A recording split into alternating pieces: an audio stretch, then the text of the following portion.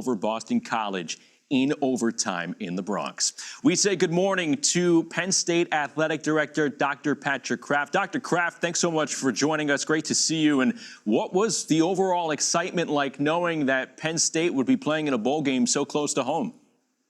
Yeah, Mark and Justin, first, great to see you guys. We were excited. I mean, this is postseason is postseason.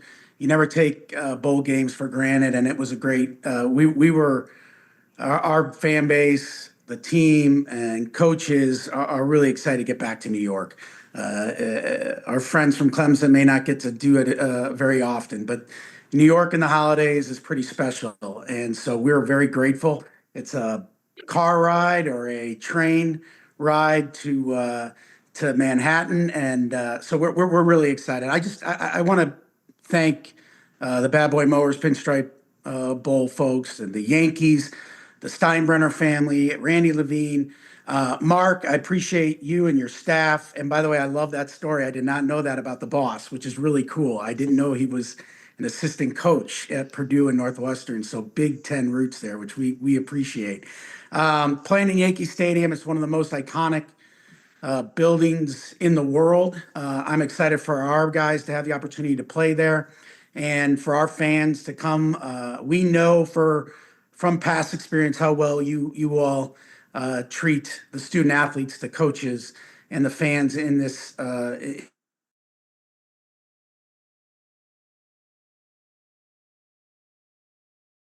When you get to do these things with friends, Graham, my man, is a dear friend, a great colleague, and Coach Swinney, I believe, is one of the best to ever do it. And it is a great honor for Penn State to play Clemson and to be able to be on the field with a program which I take great pride in doing that. But being able to play them and what they've built is something that we all look at and strive for. So it's a great honor. We're excited.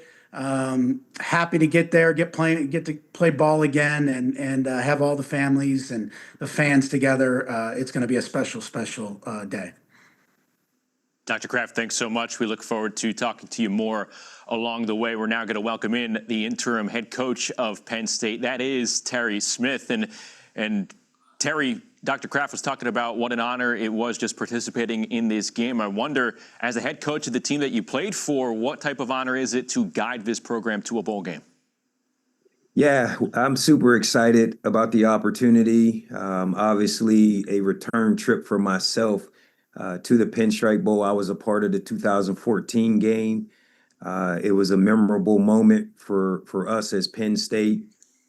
Super thankful that I have the opportunity to represent my university that I played for. I was uniquely a part of the first time we played against Clemson back in the Citrus Bowl of January 1988. So we've only played them 2 times, and I'm like the common denominator to playing them. And just looking forward to, getting to meet Coach Swinney. Have so much respect for him and his program that he's run. He does it the right way. We're in such a volatile time in our game of how to conduct business. And, he's one of the ones that has set the standard of how to do it and get it done. So much respect there. Just excited, for our fan base that, we obviously are very strong in the Northeast corridor and especially in New York City. Just looking forward to such a matchup against a historic team of Clemson's nature.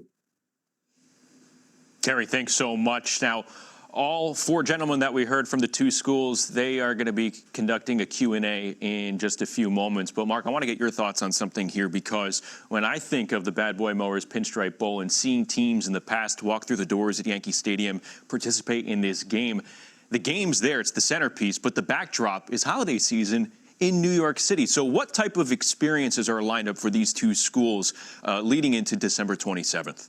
Well, it was very important to us to make this a week that these kids will never forget, the coaching staffs will never forget, all the alumni and all the fans will never forget. And we want the kids who play in this game to be able to, when they have kids, few years from now, when they get married, when they have kids, and then their kids have kids, they can tell them about the time that they came to Yankee Stadium, played at Yankee Stadium, and all the stuff that they experienced. So we try and make it very special. I mean, we're starting out this week, Monday night, opening night. We're going to have the opening night at the Boathouse in Central Park. What more of an iconic venue can you go to than the Boathouse at Central Park? And that's going to be terrific. Then we go from there. We're going to take, as always, we pay homage. The whole world, especially what happened in New York, everyone who lives in New York and around the area was affected by what happened at 9/11. And we feel it's very important to take these kids to the 9/11 Memorial and Museum. So we're going to be doing that as well, as we do every year. We're also going to be ringing the bell at the Stock Exchange, which is one of the iconic moments of the week. You know, you have 150 to 200 million people around the world seeing the opening of the bell. It's televised globally, and we're going to have the head coaches, the athletic directors, and the team captains up there ringing the bell of the New York Stock Exchange. And what they're going to see also is right on the floor there are many Clemson and Penn State graduates, and they're high-fiving them as they go up there to ring the bell. It's a very special moment. Then we're going to take the traveling parties to Radio City one night for to see the Rockettes. It happens to be, we're big on anniversaries. It's the 100th anniversary of the Rockettes. Okay. And what could be more iconic to New York than Radio City and the Rockettes? And fortunately, it's just a stone's throw walk from where the teams are staying at the hotels, so they won't get caught in traffic. And they're going to go to Radio City, and that's always very special too. What else is iconic to New York? The morning shows. NBC, CBS, ABC, they all have their morning shows. They emanate out of New York, and ABC has been kind enough to work with us, and we're going to be able to take some of the traveling party onto the set of Good Morning America to see it live and then meet the celebrities who host it afterwards, so that'll be very special. And then, of course, there's always a very strong charitable component to what we do. We're very committed to that, and will always be. Clemson is going to be visiting the Memorial Sloan Kettering Kids Pediatric Center. We'll be taking Clemson players there. And Penn State is going to be visiting the New York Red Cross. So they'll be going there as well. So we tie that in as well. And of course, we have cooperation from other colleges for practice facilities. Once again, your alma mater comes into play. Fordham is going to be one of the practice facilities, and the other is going to be Columbia University. You know, so we all work together to make this a very special week. And then, of course, there'll be some Broadway shows sprinkled in, which I'm sure some of the coaches will want to go to, and we'll try and help them with that as well. So we're going to try and make this a very, very unique experience, not only for the coaches, but their wives, their kids, and we're also going to be doing stuff on Christmas. We're bringing in Santa Claus. You're going to have, hot chocolate with Santa. So we're trying to really, hit all the high spots and make it a week that they'll never forget. It's all the holiday highlights that you get here in New York City, and that's what makes the Bad Boy Mowers Pinstripe Bowl so unique here in this college football bowl season. Once again, the game will air on ABC Saturday, December 27th. You can go to pinstripebowl.com to purchase tickets. When we come back, we hand things over to a little Q&A with the media. Stick around.